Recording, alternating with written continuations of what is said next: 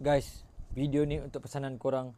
Sekarang ni dah ada lebih kurang 6,000 kes influenza di Malaysia. So jangan lupa keluar untuk memakai mask dan jaga kesihatan.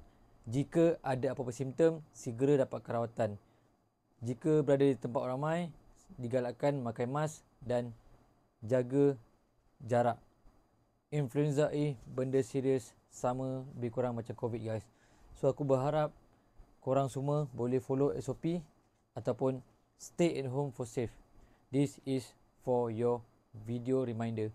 Aku pun nak buka balik aku punya mask COVID dulu. So aku nak kena pakai.